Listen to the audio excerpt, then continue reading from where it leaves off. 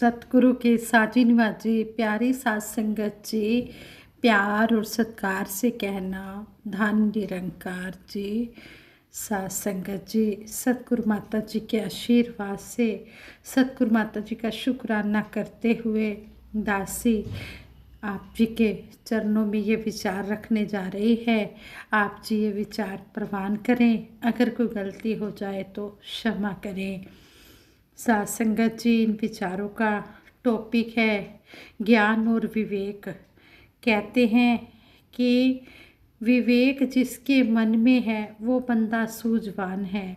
सतगुरु बाबा हरदेव सिंह जी महाराज हमें यही समझा रहे हैं कि जिसके मन में विवेक है वही बंदा सही मायनों में सुलझा हुआ है। लेकिन विवेक कब आता है? जब इंसान सत्संग में आता है। बिन सत्संग विवेक न होए, राम कृपा बिन सुलभ न सोए। किस तरह हमें रामचरितमानस की इन लाइनों द्वारा भी समझाया गया है कि सत्संग के बिना मन में विवेक आ ही नहीं सकता, और जब तक सतगुरु निरंकार की कृपा नहीं होती तब तक सत्संग में भी इंसान आ नहीं सकता है। इसलिए सत्संग में आकर ही ज्ञान और विवेक प्राप्त होता है। इसी तरह दासी विवेक के ऊपर ही एक स्टोरी आप जी के चरणों में शेयर करने जा रही है। आप जी प्रवान करें।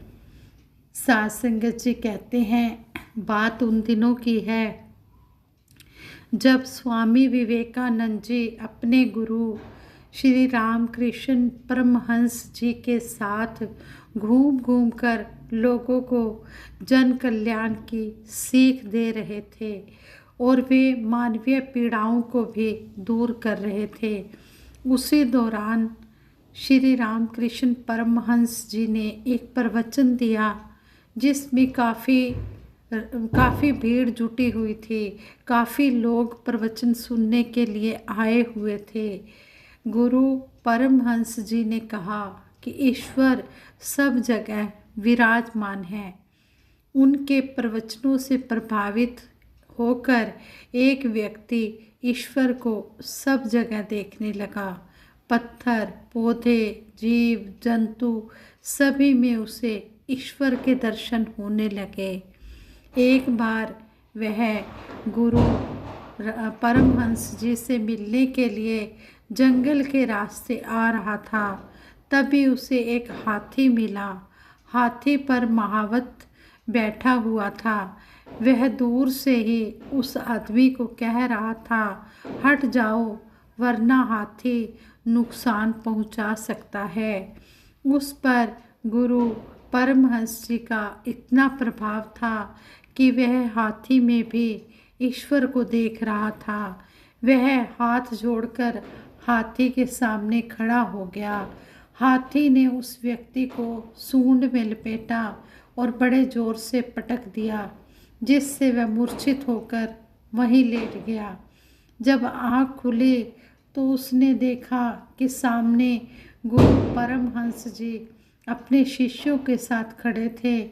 गुरु के पूछने पर उस व्यक्ति ने बताया कि उसे हाथी में भी ईश्वर दिखाई दे रहे थे, इसलिए वह हाथ जोड़कर खड़ा हो गया और हाथी से डरा नहीं। इस पर स्वामी जी कुछ कहते इससे पहले ही स्वामी विवेकानंद जी ने कहा कि आपको हाथी में ईश्वर नज़र आया, किंतु महावत में ईश्वर नज़र नहीं आया, जो आपकी रक्षा करने के लिए बार बार आपको प्रेरित कर रहा था। वह कह रहा था कि आप सामने से हट जाओ, किंतु अपने आप ने ईश्वर के इशारे को नहीं समझा। ईश्वर की पहचान अपने विवेक से भी की जाती है। स्वामी विवेकानंद जी की बात सुनकर वह व्यक्ति समझ गया कि हम जब भी कोई कर्म करें तो हम विवेक को भी साथ में लाएं। विवेक लाने से ही सभी काम सही होते हैं।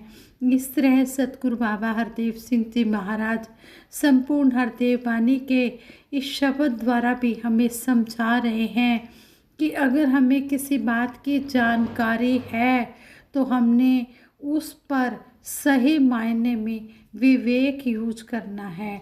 विवेक जिसके मन में है वो बंदा सूझवान है, वरना अविवेकी से ही भरा हुआ जहान है। विवेक के बिना तो सारा जहान ही भरा हुआ है। पैर पे अपने आप कुल्हाड़ी मार रहा इंसान है, जिस टहनी पर बैठा उसको काट रहा नादान है। भले बुरे की आदमी ना कर पाया पहचान है, कदम कदम पर किए जा रहा अपना ही नुकसान है। दुख वाले रास्ते में सुख का भी रखता अरमान है, कितना बेखबर है देखो ये कितना अनजान है।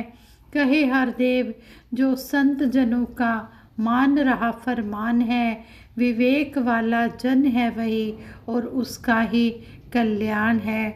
सतगुरु बाबा हरदेव सिंह जी महाराज ने सारे ही शब्द का सारांश बता दिया है कि जो संतों महात्माओं के फरमान को मान रहा है वही इंसान सही मायनों में विवेक वाला है और उसी का ही भला होने वाला है।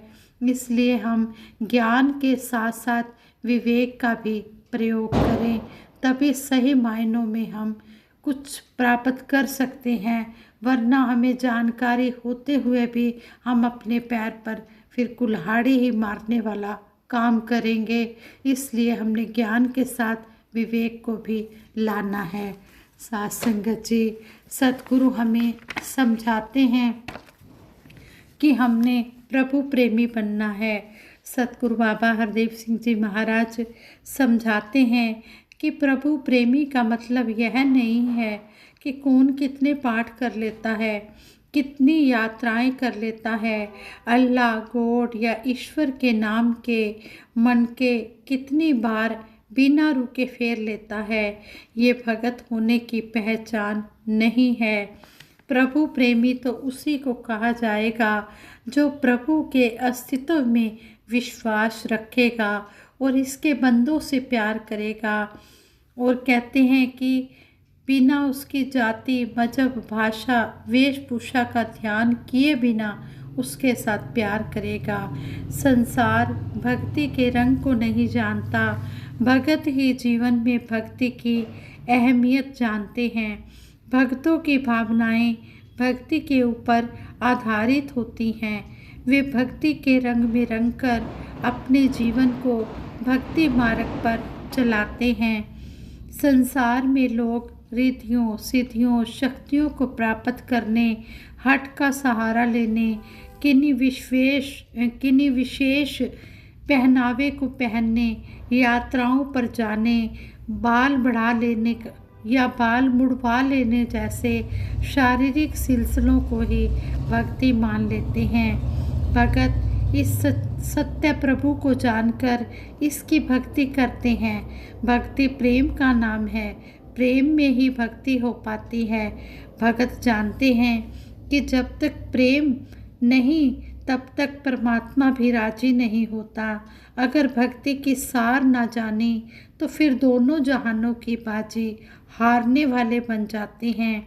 दोनों जहानों में उनका रुतबा धूमिल पड़ जाता है।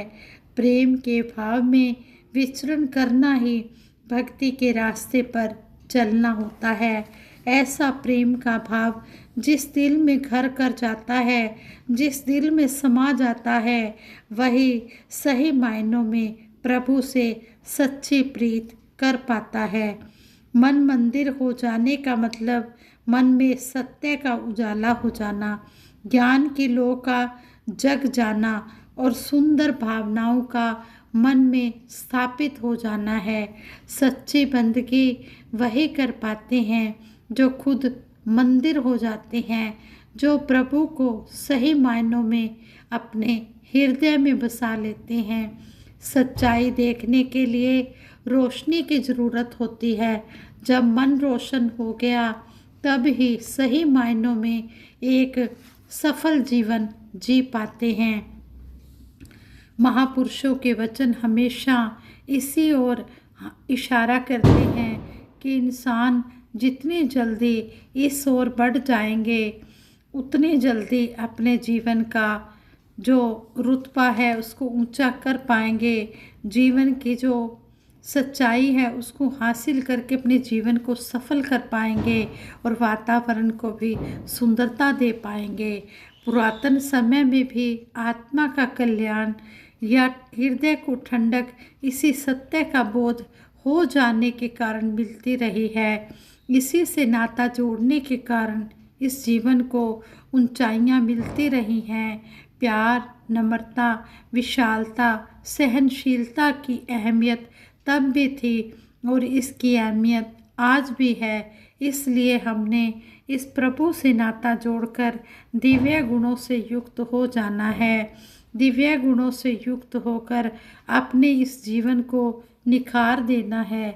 यह ऊंचाइयां उन्हीं को मिलती हैं और उन्हीं को आज तक प्राप्त हुई हैं जिन्होंने वाकई ही इस प्रभु से अपना नाता जोड़ा है, इसी को अपने जीवन का आधार बनाया है, इसी के रंग में अपने मन को रंग लिया है और फिर जीवन समर्पित कर दिया है।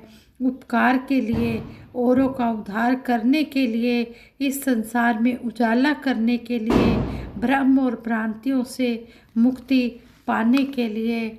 संगत जी कहते भी हैं, गुरु ज्ञान बख्श के कीते दूर हनेरे, अरदास दातिया चरना विच तेरे। सतगुरु ने ज्ञान देकर हमारे वहम भरमों के अंधकार को भी, अज्ञानता के अंधकार को भी दूर कर दिया और साथ ही हमें यह भी समझाया कि हमने ज्ञान के साथ विवेक का भी प्रयोग करना है और प्रभु प्रेमी भी बनना है। प्रभु प्रेमी उसी का मुबारक है बनना जो इस निरंकार के साथ नाता जोड़कर इसके बनाए बंदों से प्यार करता है। जब बंदों से प्यार करता है तो ये निरंकार अपने आप ही खुश हो जाता है। इस तरह हमने सतगुरु की सिखलाई को अपने जीवन में अपनाते हुए अपना जीवन सफल बनाना है।